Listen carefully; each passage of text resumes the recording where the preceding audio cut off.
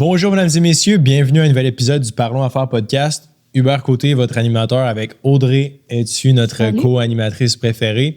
Aujourd'hui, un invité bien spécial, Charles Côté, de Drôlement Inspirant.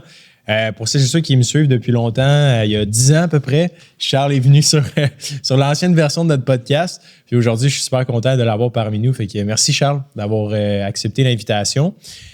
Aujourd'hui, j'aimerais ça peut-être qu'on fasse un update sur ta vie depuis qu'on s'est vu. Ça fait plusieurs années. On en a parlé un petit peu avant le podcast. Peut-être juste commencer avec, c'était quoi la mentalité que tu avais back then quand tu es venu sur le podcast? Puis aujourd'hui, c'est quoi le cheminement un peu que tu as fait? Je trouve ça intéressant, puis on en parlait là avant d'enregistrer. On en parle pas. Il n'y a rien qui a changé. Absolument rien qui a changé.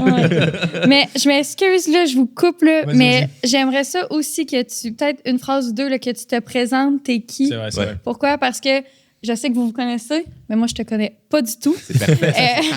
Fait que justement, là, je veux savoir t'es qui, pourquoi, qu'est-ce que tu fais, etc. Ouais, parce que pour me présenter, il faut partir plus de l'autre. C'est-à-dire, qu'est-ce que tu connais de mon univers? Parce qu'on peut s'étendre longtemps. Tu fais-tu un peu de croissance personnelle ou ça te dit rien pour toi, c'est une secte? Je sais c'est quoi, là, mais tu sais, je veux dire, je suis pas très active dans la communauté sur les réseaux, mettons. OK, parfait. Plus du côté secte.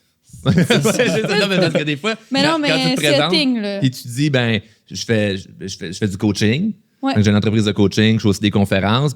Des fois, selon avec qui je parle, ça se peut que je dise, je suis conférencier. Donc là, c'est comme, OK, parfait. Puis là, avec qui, quoi? Ou sinon, des gens qui sont plus business, je fais du coaching. On est une entreprise de coaching, on donne des formations à partir du web. Là. Donc, notre public, c'est le monde, la francophonie, parce qu'on peut rejoindre tout le monde à partir de Zoom.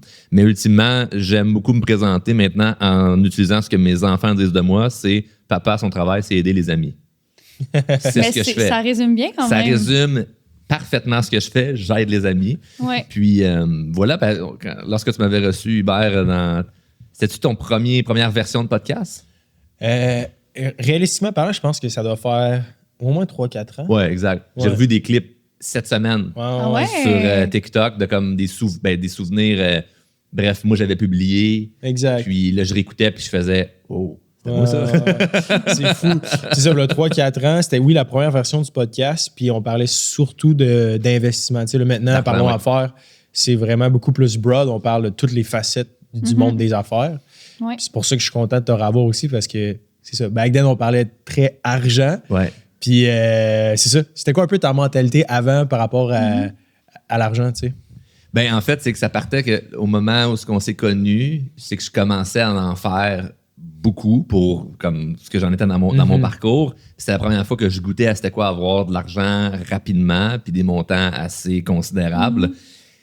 Puis pour moi, comme de dire, tu places ton argent un peu dans un CELI, puis si tu fais 10%, tu tapes dans tes mains. Moi, je me disais, c'est nul. C'est pourri, là. C'est comme, pour moi, scaler, c'était comme, tu commences à 50 000 par mois, tu fais 100 000, tu fais 200 000, tu fais 300 000, 400 000, c'est comme, c'est ça, là.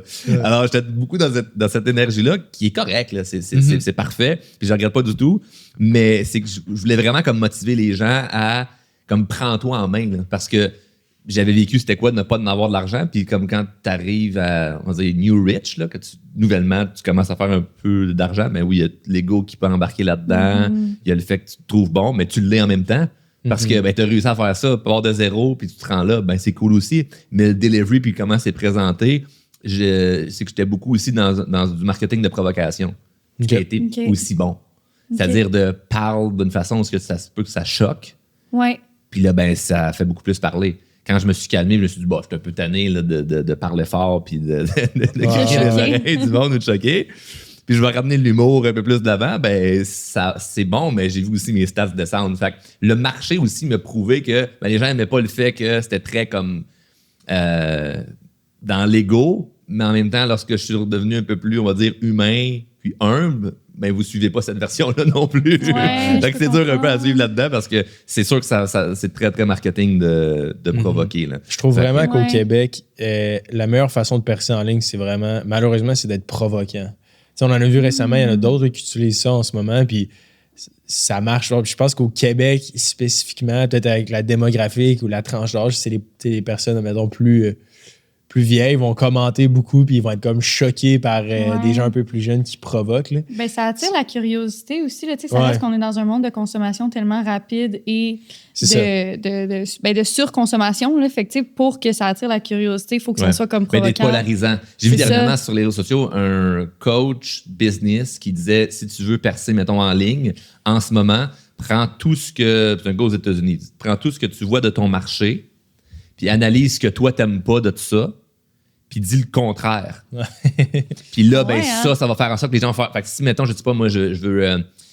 moi, j'aide des entrepreneurs, OK, entre autres. On coach dans toutes sortes de choses, mais mettons, je veux prendre des entrepreneurs. Puis là, je vois des gens qui parlent du fameux, c'est super cliché, là, mais faites 10 000 par mois. Puis là, moi, j'arrive avec une vidéo en disant 10 000 par mois, c'est complètement nul. Les coachs qui disent qu'ils vont t'aider à faire ça, ils n'y arriveront pas. Voici pourquoi. Puis moi, ce que je pourrais t'aider à faire, c'est 20 000. Là, ça envoie avec ça parce que tout le monde prône le 10 000 par mois, mettons, dans des pubs. Fait que si je t'arrive avec quelque chose de complètement opposé à ce que tu vois, mais c'est sûr que là, je sors du lot parce que c'est plus polarisant, tu sais. Donc... Je trouve ça fascinant, l'industrie dans laquelle tu baignes. On en a parlé brièvement dans un épisode aussi. Tu sais, l'aspect du coaching, je pense qu'aux États-Unis, ça fait longtemps que c'est comme ancré dans la culture. Au Québec, on hérite d'une culture qui est très française. J'ai l'impression que c'est peut-être moins compris ou moins adapté en général. Nous, en affaires, c'est comme plus clair parce que ça reste que, mettons, tu as 100, 150 employés. Ce que tu fais au day-to-day, c'est que tu coaches le monde à être des meilleures personnes pour ensuite transmettre les connaissances aux autres en dessous d'eux. C'était quoi un peu ton parcours à travers ça? Parce que maintenant, tu gagnes ta vie et tu aides plusieurs personnes. Mais comment tu as évolué à travers ça? Puis surtout au Québec maintenant, comment tu le vois, toi? Est-ce qu'il y a encore beaucoup de jugements? J'ai l'impression que c'est rendu plus démocratisé. Mettons, Pierre-Yves McSween, il en parle de plus en plus. J'ai vu des vidéos, c'est nice, ils font des Life in the Day, puis là, ils vont voir certains coachs d'affaires ou coachs de vie qui... Puis là, tu comprends plus l'envers de la médaille, mais en 2025, c'est quoi un peu... Comment tu vois ça? Puis est-ce qu'il y a encore beaucoup de critiques dans ce que tu fais? C'est une bonne question. La critique, je la vois pas vraiment, honnêtement, parce que je suis tellement concentré à faire mon affaire puis à aider les amis, comme diraient mes enfants, que je suis plus dans cette idée-là de ça marche-tu encore ou pas encore. C'est comme nous, on a des clients, les gens continuent de venir vers nous, puis le but à la fin de la journée, c'est d'être bon dans ce que tu fais, parce que sinon, tu es juste imposteur. Là. C'est-à-dire, tu peux être bon en marketing. Il y en a plein qu'on parlait juste avant du côté marketing. Ça, c'est de te faire connaître. Fait que ça, c'est correct, ce bout-là, que ça soit polarisant ou pas, je l'ai bien, puis ça continue de bien aller, cette partie-là. Mais la partie coaching, que ça soit démocratisé ou pas, il n'y a un peu rien à cirer. En toute transparence, parce que je suis pas là en train de me dire j'espère qu'il y a des gens qui vont devenir mon client parce qu'il faut qu'ils soient ouverts à ce que j'ai à proposer.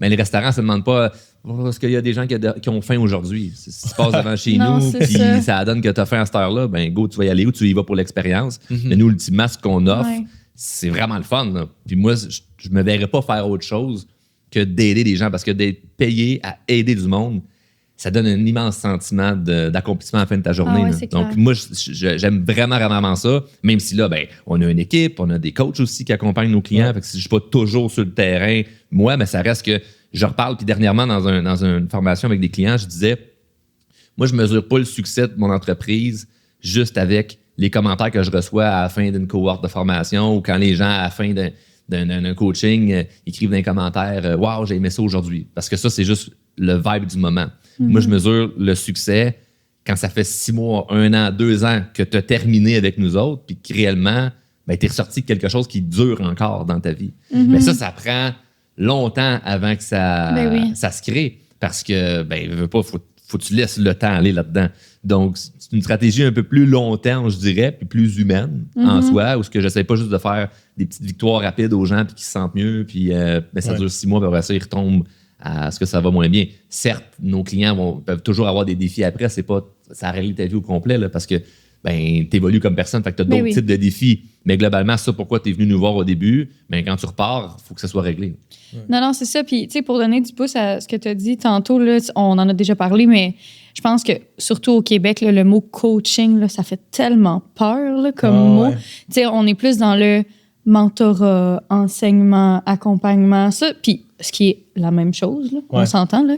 Mais justement, là, pour ce qui est de ton coaching, tu sais, là, juste pour aussi expliquer aux gens qui te connaissent pas, tu mettons, moi qui te connais pas, oui, OK, on aide des amis, comme que tes enfants disent, mais c'est quoi, mettons, typiquement ou concrètement, comment tu accompagnes les gens? Tu sais, c'est quoi ton offre? Ouais, comment ça se passe? Ouais, comment ça se passe? Ben, on a différents types d'offres. Donc, nous, initialement, la business, c'est je me fais connaître à partir des médias sociaux pour que les gens savent que j'existe. Ça part de là. Une fois qu'ils savent, qu'ils sont au courant que j'existe, il y a du contenu gratuit pour les aider dans différentes sphères de vie.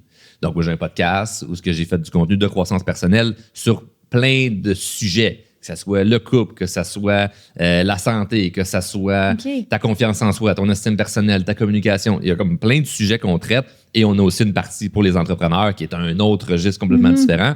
Et donc, ça rejoint n'importe qui à un moment dans sa vie où il y a des moments où c'est peut-être tes relations interpersonnelles qui prennent plus de ton énergie parce que ça va moins bien là. Il y a des moments où ça peut être l'argent, peu importe.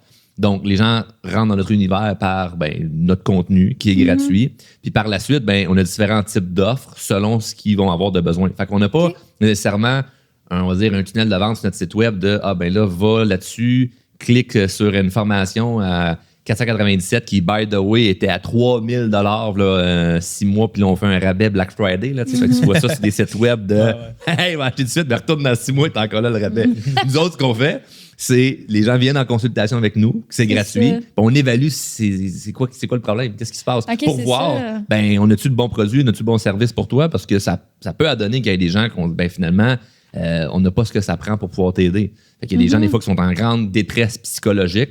On ne peut pas les prendre comme clients. Fait qu'on ne s'invente pas coach de vie, on va changer la vie de tout le monde. On veut vraiment s'assurer qu'on a les bons outils pour les personnes qui viennent nous voir. Fait que c'est comme ça globalement qu'on fait. Après ça, comment ça se passe en coaching? On peut avoir de l'accompagnement de groupe, on peut avoir de l'accompagnement individuel. Quand je dis groupe, ça va se faire en vidéoconférence, par exemple, sur Zoom. Puis ça peut être une cohorte de 30, 40, 50 personnes. Puis là, il y a un sujet prédéfini pour cette cohorte-là. Puis là, on les accompagne sur X sujet. Comme là, tout prochainement, j'ai une cohorte d'entrepreneurs qui viennent se faire former sur la vente.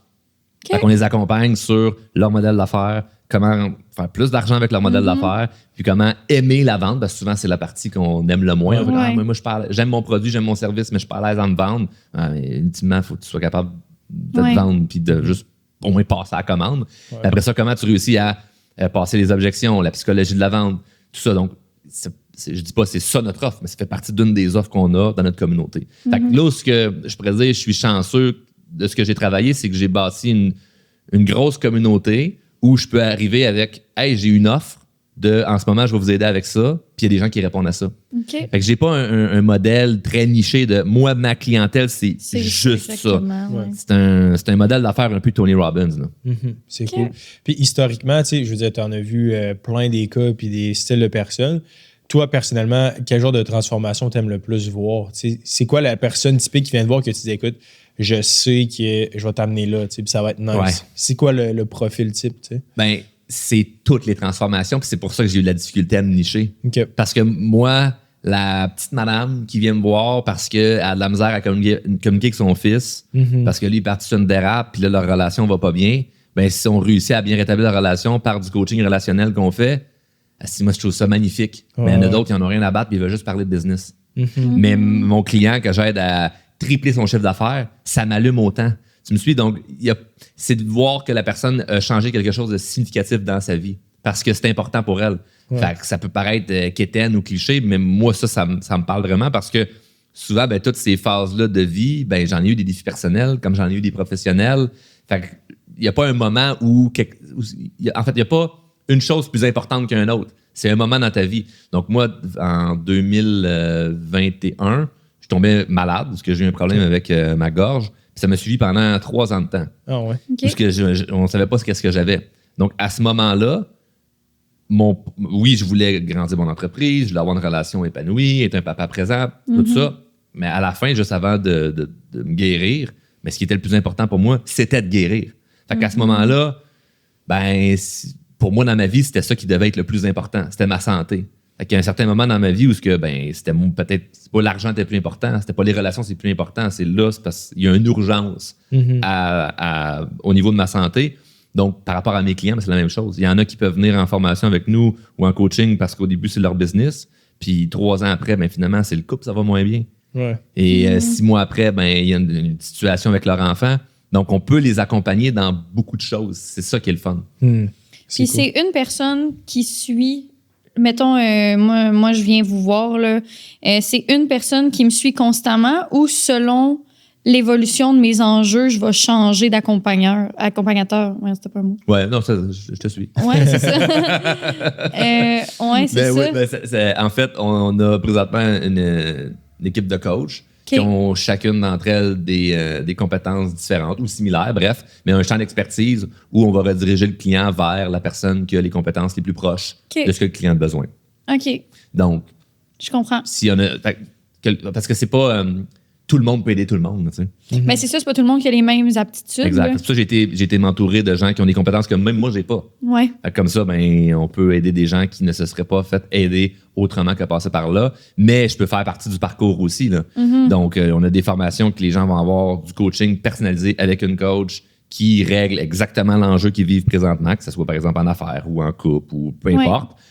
Mais ça va venir avec une communauté. Ça va venir avec une formation où ce que moi, j'accompagne sur différents concepts de croissance personnelle que je les amène pour mieux aider à se comprendre, puis à mieux gérer leurs émotions, mieux gérer leurs relations, leur communication. Donc, on a différents sujets.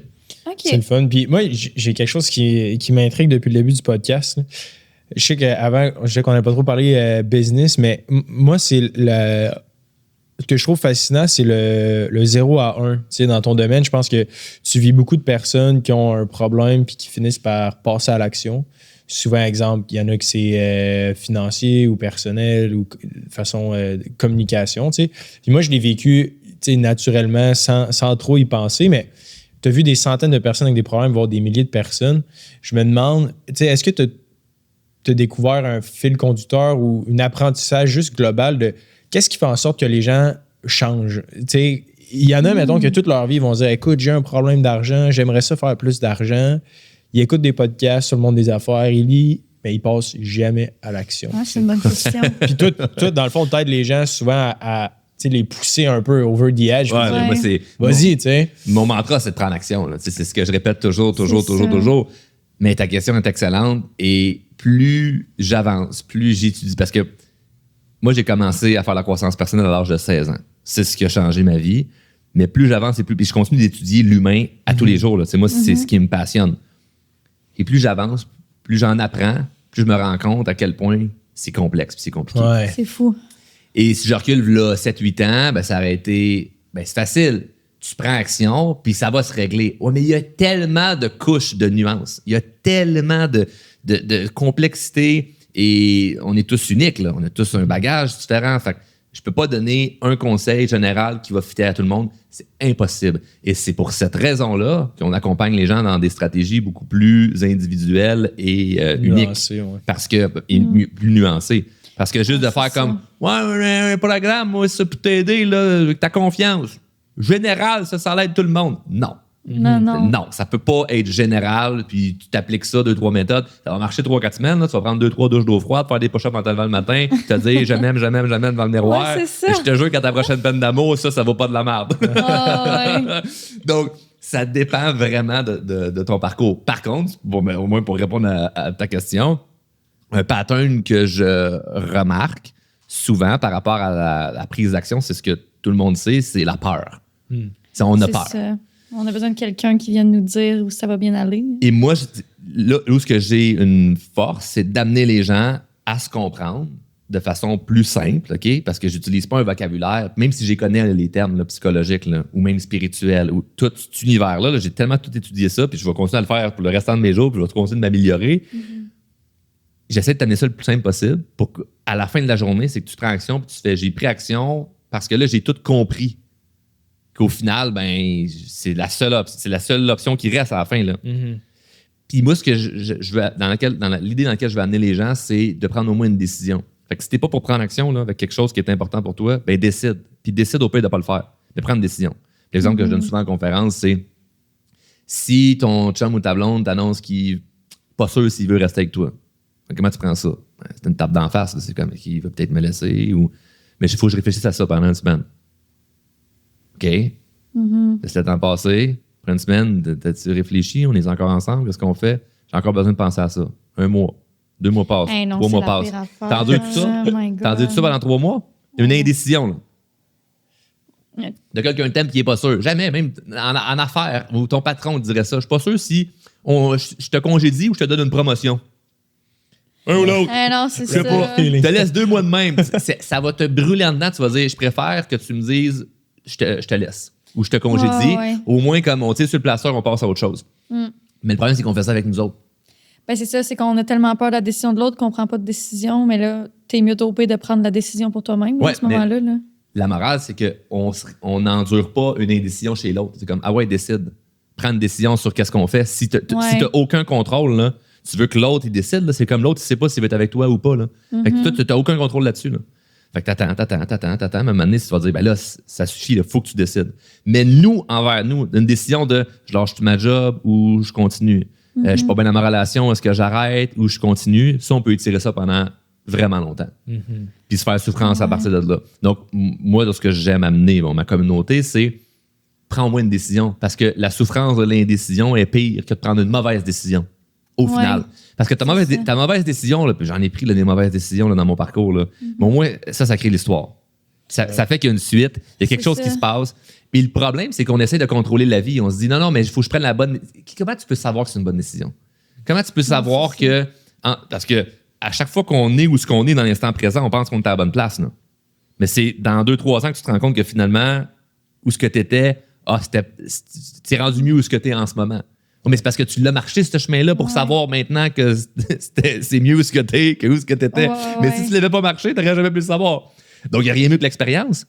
Et ça s'appelle vivre sa vie. Parce que de toute manière, que tu prennes action ou pas, que tu décides ou que tu décides pas, la vie passe de toute façon. Là.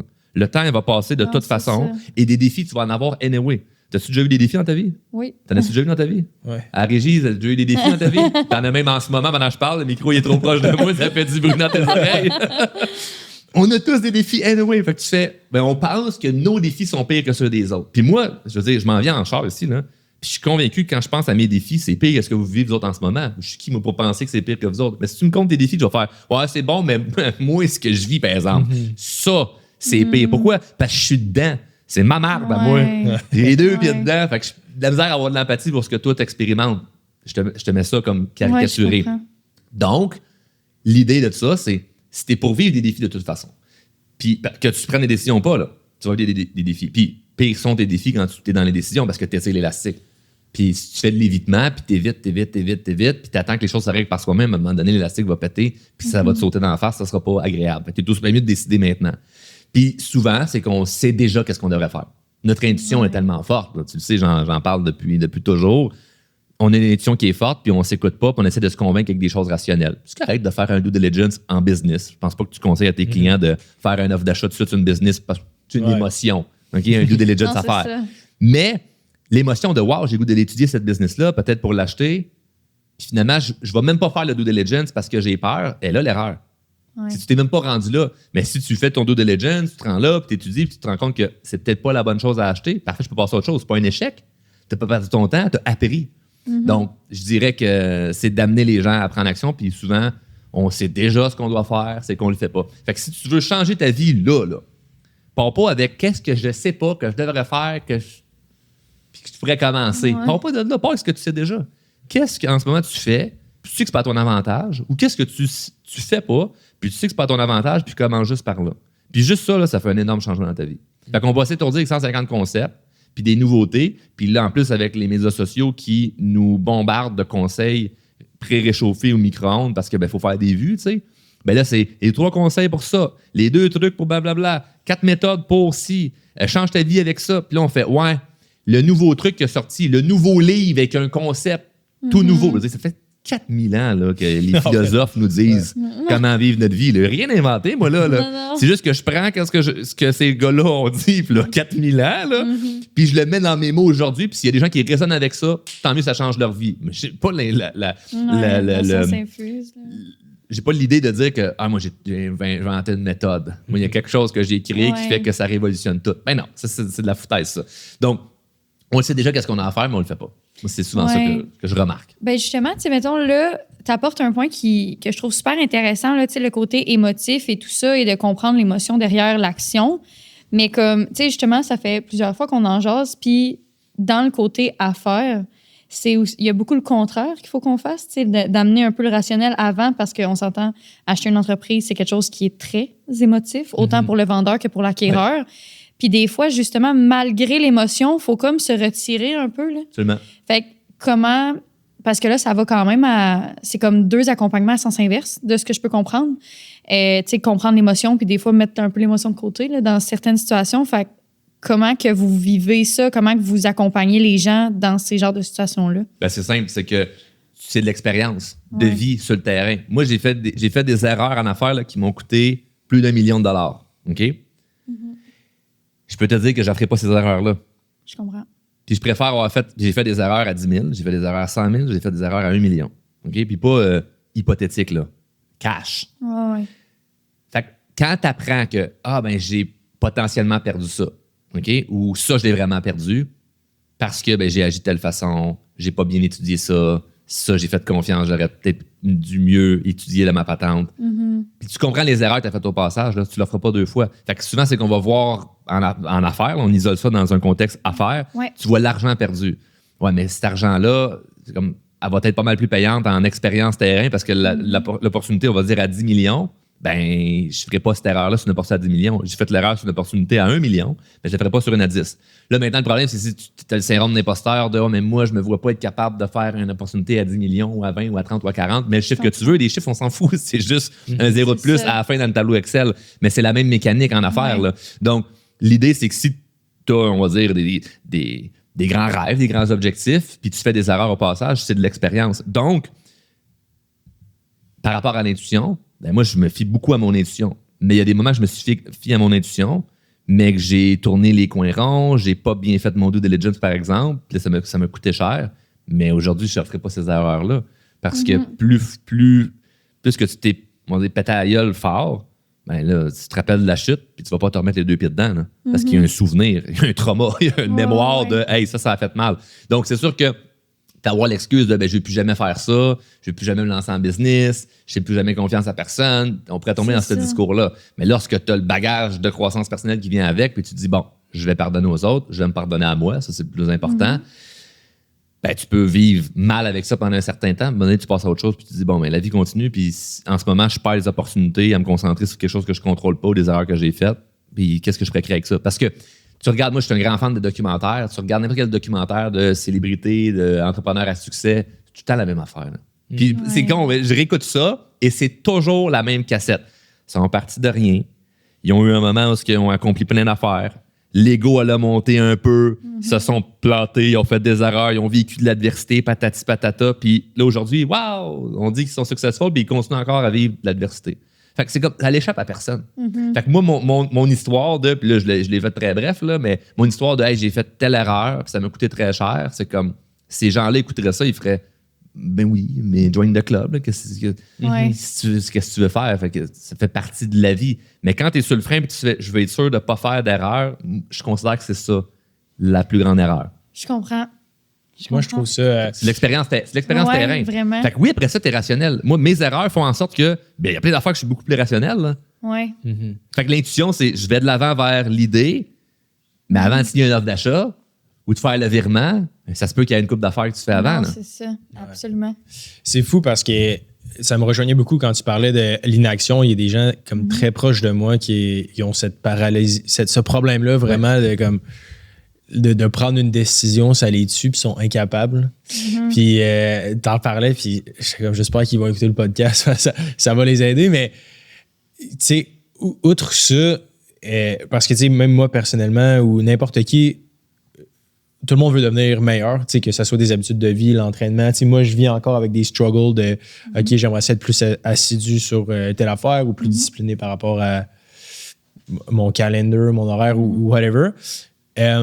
Et puis récemment, je lisais un livre quand même intéressant qui parlait de, tu sais, justement, essayer de cultiver cette peur-là, où, tu sais, il parle souvent de la mort, tu sais. Puis pour moi, personnellement, ça a été vraiment un élément qui m'aide de se dire, tu c'est un peu extrême, là, puis ça revient, c'est une vieille philosophie, là, mais de se dire, écoute, si tu mourrais dans X nombre de mois ou X nombre d'années, qu'est-ce que tu ferais maintenant pour agir? Puis des fois, ça peut stresser le monde, genre créer une angoisse parce que tu dis, la mort, c'est quelque chose de vraiment tabou, on parle pas tant de ça. Puis... Mais ça peut réveiller, mais en même temps, si je peux mourir dans 1 an, moi, tu vraiment aller m'entraîner demain matin? Fuck off!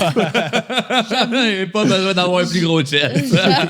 Je fitterai pas dans le cercueil. Il va coûter plus cher à mes héritiers. Mais oui, moi j'aime l'idée de... On va tous mourir un jour. Fait que tu prennes action ou non, le temps va passer de toute façon. Moi, c'est ce que j'aime dire. Mais oui, le wake-up, c'est correct, mais c'est important aussi de se donner quand même le droit d'être humain puis de ne pas être parfait. Parce que là, ça peut devenir comme toxique de se dire, regarde, il faut tout le temps que tu sois assidu puis discipliné. En ce moment, dans ma vie, il y a plein d'affaires que je ne suis pas hyper discipliné puis assidu. Là. Tu comprends? Sauf que ça devient motivant quand tu fais, OK, là, je vais me booster, là, je vais me prendre en main. Là, je vais me remettre à m'entraîner. Je vais me remettre à... Puis tu continues certaines choses que des fois, peut-être, tu avais laissé de côté. Puis c'est génial. Mais si on reste dans la posture de... Il faut tout le temps que ça soit parfait puis cadré. La vie n'est pas comme ça. La vie ne fonctionne pas comme ça. C'est des cycles. Donc, ça, je l'enseigne dans différents programmes là, que j'offre. Là, mais je parle beaucoup, moi, des saisons. Tu peux être à l'hiver, tu peux être au printemps, l'été, l'automne. Mais c'est pas la même énergie. Là. Fait que quand tu es en hiver... de vouloir te lancer dans un projet puis de changer ta vie, c'est peut-être pas la meilleure des idées. Là. L'hiver, c'est t'es une énergie basse, t'es fatigué, des choses à peut-être guérir dans ta vie. Puis c'est comme là, c'est le temps de prendre ça plus relax. Fait que c'est sûr que si tu écoutes le motivateur sur Instagram qui te dit que si t'as pas un six-pack, t'es un loser, tu te sens pas bien. Puis ça va pas plus t'aider de vouloir aller au gym à ce moment-là. Au printemps, ça se peut que tu sois motivé à faire plein d'affaires, mais tu vas t'éparpiller. Tu vas lancer 3-4 projets en même temps. Le but, c'est que tu restes le plus focus possible. En été, là, tu veux, oui, travailler plus fort sur ton projet, mais ça se peut que tu n'aies pas encore de récolte.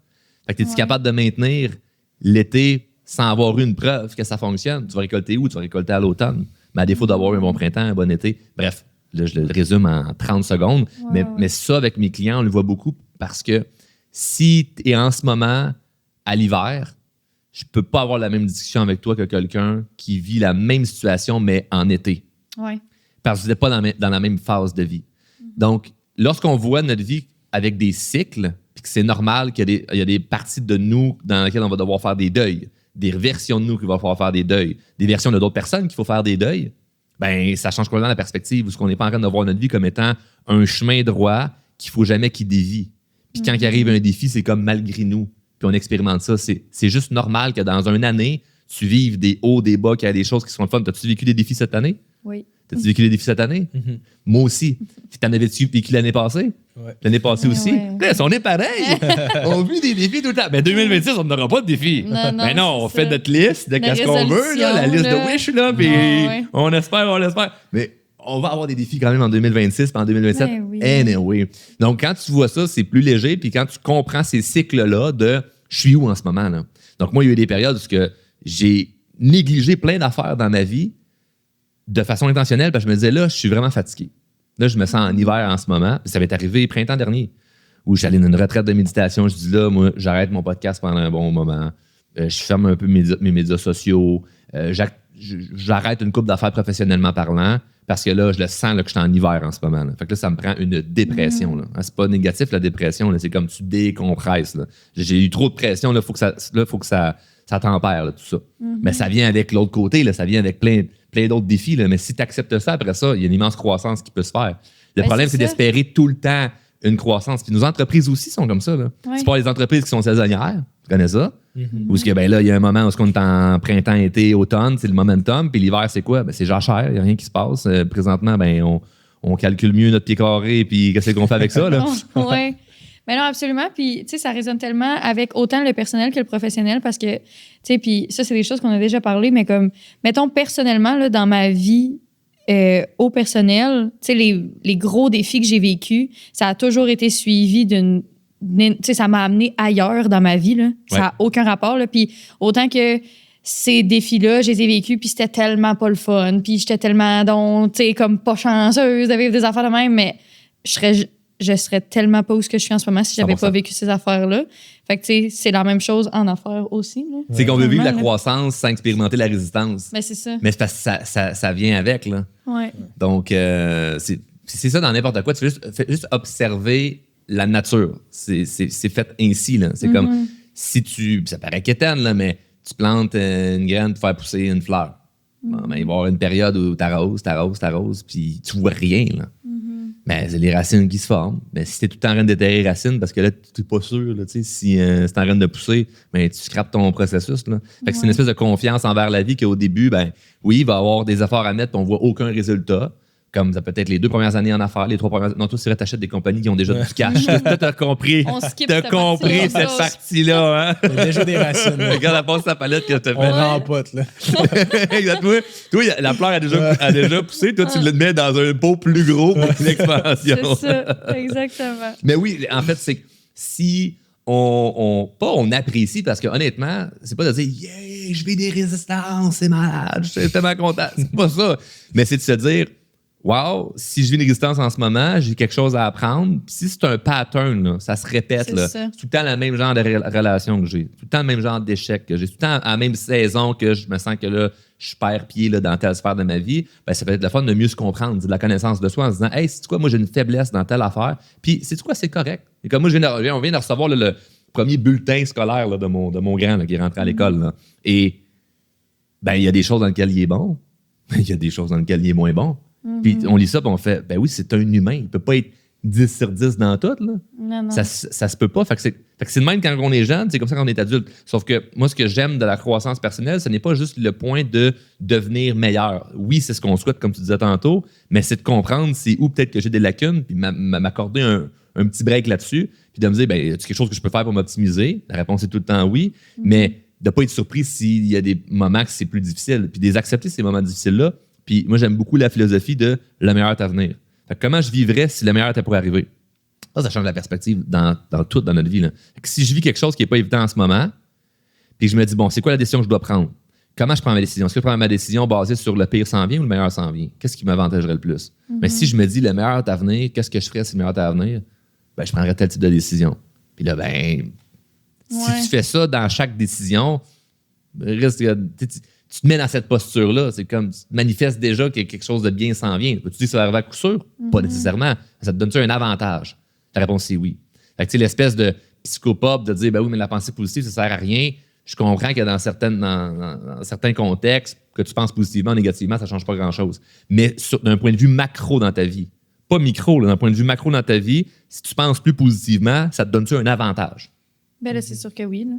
Fait que moi, c'est ce bout-là que je me dis, bon, ben, j'accepte des fois de ne pas être de bonne humeur, puis c'est correct. Mais combien de fois on n'est pas de bonne humeur, puis on aurait l'occasion de sourire ou d'être de bonne humeur, puis on décide de rester fâché? Ouais, non, je comprends. C'est vraiment fou. Puis quand tu disais, tu sais, quand tu répètes le même pattern, puis tu te pètes la face dans le mur, tu sais, c'est là que je trouve intéressant de faire affaire avec des coachs ou des intervenants. Tu sais, en ce moment, dans la croissance de la business, tu sais, je reconnais mon pattern de, tu sais, des fois, j'ai de la misère à être plus organisé sur certaines choses. J'ai un gros ADHD, genre. Puis là, je le sais que j'atteins un plateau où c'est un pattern que je reconnais, puis je suis comme, je sais que j'ai besoin de coach ou d'accompagnement spécifiquement pour, mettons, la structure de notre organigramme, exemple. Puis là, je trouve que ce qui est le fun quand tu apprends à te connaître, c'est que tu es capable de prendre du recul sur toi-même puis reconnaître ces patterns-là, genre que tu sais que tu fais tout le temps la même fucking erreur. Ouais. Je trouve que ça, c'est hot de pouvoir les identifier puis de savoir qu'en effet, j'ai besoin de quelqu'un pour enlever ce nœud-là, tu sais. Mais tu vas t'améliorer, tu vas avoir de la croissance Ouais. extraordinaire là-dedans. Pourquoi? Parce que tu le reconnais, puis tu n'es pas en train de te sentir coupable puis mal de ce pattern-là. Tu identifies ça comme étant, c'est pas moi. C'est comme, c'est une partie de moi que je vais régler parce que tu as plein d'autres talents dans plein d'affaires qui fait que tu as du succès.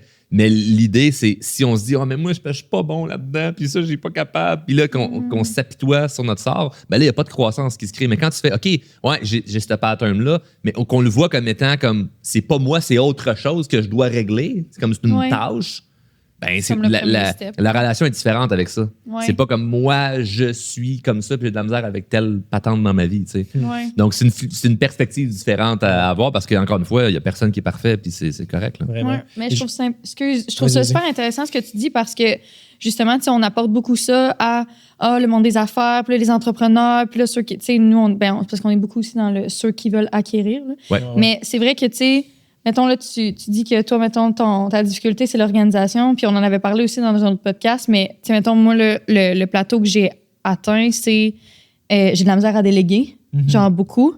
Puis là, je relate à ce que tu dis dans le sens que, OK, là, je sais que c'est quelque chose, mais j'ai de la misère à faire ça. Puis là, mettons, toi, l'accompagnement que tu donnes, est-ce que c'est plus OK, mettons, Audrey, on va intellectualiser la chose, on va en jaser, on va essayer de comprendre le pourquoi de, ou c'est comme on crée un plan d'action? Ah, les deux, mais ça prend du temps d'action, c'est clair. Là. OK, c'est Comme ça. tu dis, mettons, j'en ai accompagné des entrepreneurs justement par rapport à la délégation. C'est pas juste comme la philosophie de déléguer. Parce que tu sais ça. c'est quoi. Je vais absolument rien t'apprendre sur pourquoi ça. c'est bon déléguer. Ouais, non, c'est ça. Mais pourquoi tu as de la misère à déléguer, c'est là qu'on va aller travailler. Ouais, c'est là pourquoi. Et vraiment de faire un plan qui va être réaliste où petit peu à petit peu, tu vas commencer à te tremper le pied là-dedans. Puis tu vas gagner confiance que, ah ben oui, déléguer, c'est bon. Parce que si je veux juste te dire comme la théorie de pourquoi c'est mieux déléguer, t'es comme, ouais, je comprends, c'est bon.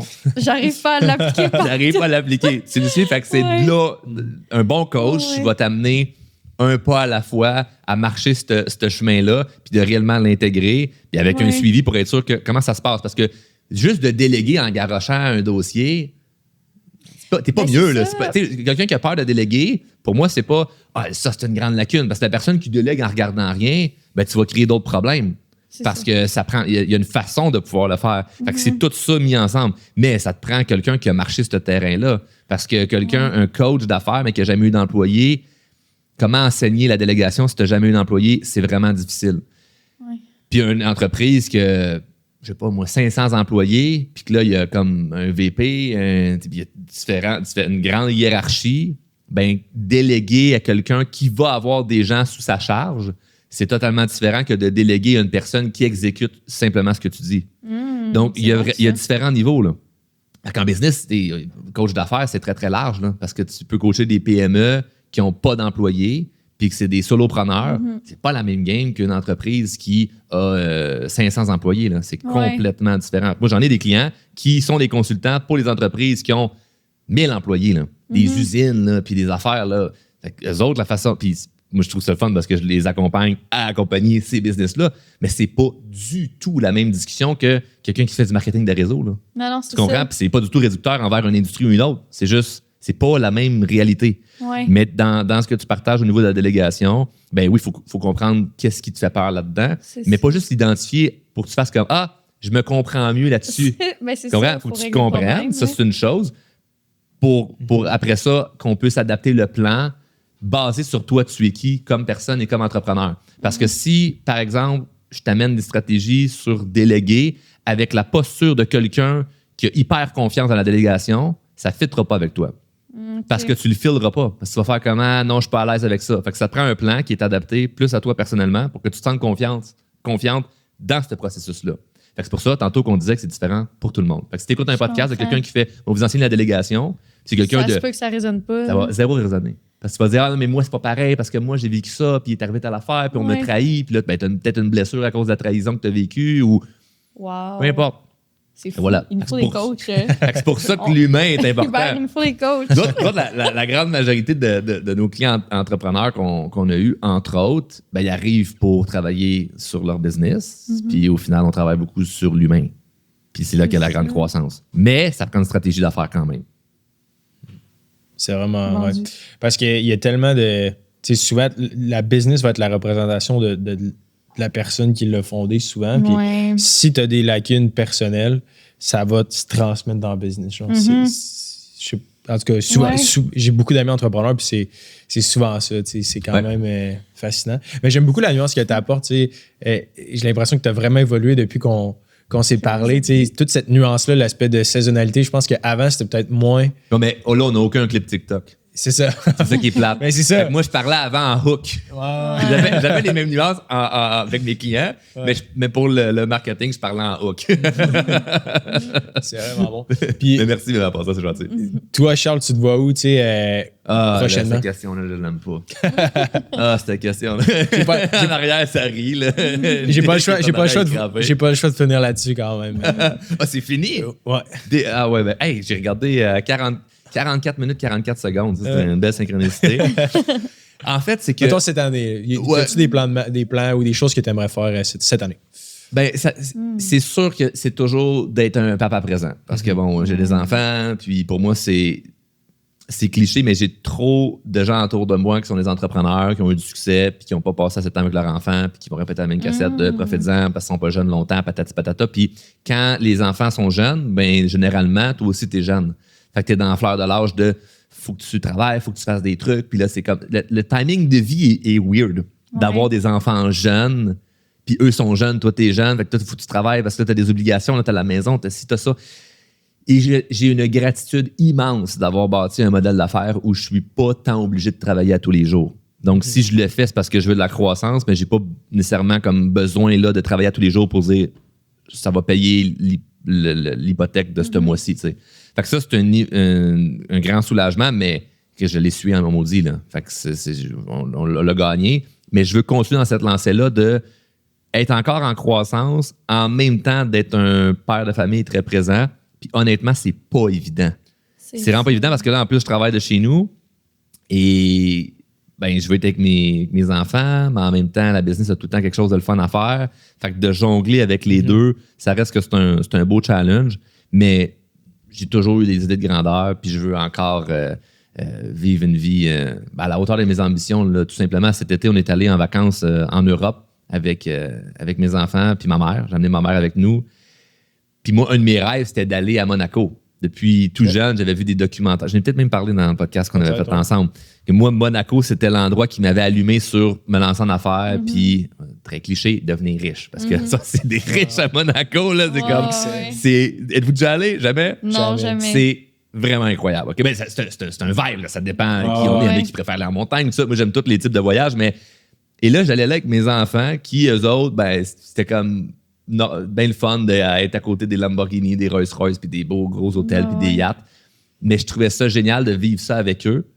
Donc, ce grand mélange-là de je consiste en croissance en entreprise, plus vivre plein de choses de fun avec mes enfants parce que je décide d'être présent avec eux. Là, 2 semaines en Europe où j'ai pas travaillé du tout. Là, mon téléphone était à off. J'ai pu profiter avec eux autres. Ça me rend vraiment heureux. Là, ça. Puis de pouvoir vivre avec eux des choses que ben, c'est des rêves que moi, j'avais pu avoir quand j'étais jeune, que j'ai pas eu la chance de vivre. Puis là, mais je le vis avec eux autres. Donc, tout mélanger ça ensemble, pour moi, c'est quelque chose qui m'inspire beaucoup. Mais j'ai pas, là, en ce moment, un but précis de genre, ce que je veux faire, c'est exactement telle affaire parce que, ben, il y a toujours une inspiration aussi du moment de, ben, j'ai envie de vivre ça. Moi, je carbure beaucoup à réaliser des inspirations. C'est vraiment ça. J'ai pas un but ultime dans ma vie de, je vais absolument atteindre ça, du moins pas en ce moment. Parce que les gros, désolé l'anglicisme, le milestone que je voulais atteindre, je les ai atteints. Puis maintenant, mais c'est juste, c'est niaiseux, mais c'est comme plus de ce que tu as déjà. C'est comme, OK, mais tu veux quoi, juste une plus grosse maison, juste un plus gros bateau, juste un plus gros char? Fait que ça, ben oui, tu veux des trucs matériels, mais pas à défaut de devenir dépendant de ça. Il faut que je continue d'avoir une certaine liberté où si une journée, j'ai pas nécessairement envie de travailler, ben oui, respecter mes obligations si j'en ai cette journée-là, mais de faire ce qui me plaît. Tu sais, je suis pas ici en mode il faut que je fasse un podcast pour avoir un client de plus. Non, c'est ça. Mais c'est un bon point. J'ai du goût d'être là. Ben c'est ça, c'est un bon point ce que tu apportes. Là, je sais que le temps file, là, mais je trouve ça intéressant. Est-ce que, mettons, vu que tu as bâti ça, puis que tu as une équipe de coach, puis que tu as de l'expérience là-dedans, mais que toi, dans ton personnel, tu vis peut-être certains enjeux comme tout le monde, est-ce que tu es capable de t'accompagner ou, mettons, tu sais, c'est difficile, comme le syndrome de je veux pas aller chercher quelqu'un qui offre la même chose que moi, là. Je sais pas si. C'est une bonne question. Mais c'est ça, est-ce que tu es capable d'aller chercher peut-être de l'aide extérieure pour t'aider dans tes enjeux à toi? Ça fait longtemps que j'ai pas eu de coach pour moi personnellement, honnêtement. Et je me coach assez bien. OK. Mais j'utilise ce que je vis en même temps pour enseigner. OK. Donc ça, ce côté-là plus vulnérable, parle énormément à notre communauté. Parce qu'au lieu d'avoir l'air du gars qui vit pas de défi ou il en vit, mais il en parle très peu, moi, ce que j'aime beaucoup dire, c'est, là, je vais vous partager cette semaine, là, je vais faire un pont entre ce que je vais vous enseigner et ce que j'ai vécu. Puis ce que j'ai vécu ne s'est pas encore réglé. Puis là, ça, le monde, il trouve ça beaucoup plus inspirant parce que l'histoire de j'ai vécu ça il y a 5 ans. Puis il est arrivé ça. Puis là, je l'ai réglé. Puis là, j'ai du succès. C'est pas inspirant parce que tu entends ça à tous les jours, partout. Des gens qui ont eu un défi puis que là, ils l'ont surmonté. Fait qu'on ne relate pas vraiment avec ça. Mais le fait que mon client, par exemple, vit une difficulté qui n'est pas encore réglée, moi, que je partage une difficulté que je n'ai pas encore réglée, mais la posture que j'ai par rapport à ça, les décisions que je prends par rapport à ça, ce que je décide de faire dans ma routine pour m'aider justement avec ça, ça devient inspirant parce qu'ils se disent, OK, il n'a pas encore réglé son problème, mais voici ce qu'il fait. Donc, moi, le problème que j'ai, qui est soit similaire ou moindre, parfois, ben ça veut dire que ça m'oblige, mais ça m'inspire vraiment à faire quelque chose. Parce que il me partage ce qu'il a vécu. C'est pas encore réglé, tu me suis? Donc, pour moi, ça m'aide en même temps mon travail en quelque sorte avec ça. Parce que ce qui me nuirait, c'est si j'essayerais de cacher les défis. J'arrive avec vous autres dans un podcast, on parle d'entrepreneuriat, puis là, je dis tantôt, j'ai fait des erreurs qui m'ont coûté 1 million. Je suis pas fier. Tu comprends? J'arrive pas en disant comme... Tu sais, c'est pas... Mais j'aurais pu dire, vous parler de ce que j'ai fait qui m'a rapporté beaucoup. Puis là, ça paraît bien. Tu comprends? Mais le fait de le dire, ça te libère. C'est comme tu traînes pas ça avec toi parce que sinon, la posture que tu as, c'est partout ce que tu vas, c'est que ça va bien, puis il n'y a pas de problème, puis tu aides le monde. Mais là, toi, il faut t'être décompressé avec d'autres gens à côté parce que tu n'es pas capable d'exprimer ta vulnérabilité. Donc, bien évidemment, tout le monde peut avoir son jardin secret, mais si moi, présentement, je vis quelque chose, puis que je me dis, ouais, je pense que ma communauté ou mes clients en ce moment vivent quelque chose de similaire, là, je peux le partager. Ça, c'est dans un format groupe, c'est pas en individuel, évidemment, avec quelqu'un. Là. Mais encore là, on a des clients, des fois, on va avoir des discussions, un petit 15 minutes, quand je partage quelque chose, puis ils font, ah, je savais pas que tu avais vécu ça, ou tu vivais ça en ce moment. Waouh, je trouve ça le fun. Puis là, il y a une proximité qui se crée en même temps avec ma gang qui me voit pas comme étant le mentor qui, lui, le gourou. Tout le temps parfait. Là, ce qu'il fait, c'est comme, non, tu vois plus comme un ami qui t'accompagne. Puis un bon coach, c'est quelqu'un qui a juste un peu plus d'avance sur toi dans un sujet précis, pas dans la vie en général. C'est un sujet précis, je suis mandaté pour t'aider là-dedans parce que j'ai marché ce chemin-là juste avant toi. Fait que je suis pas meilleur que toi, je connais le chemin. Fait que suis-moi, je vais te montrer c'est quoi le chemin. Puis ça aide les gens à se sentir compris et validés aussi, là, que les autres vivent. On n'est plus dans le...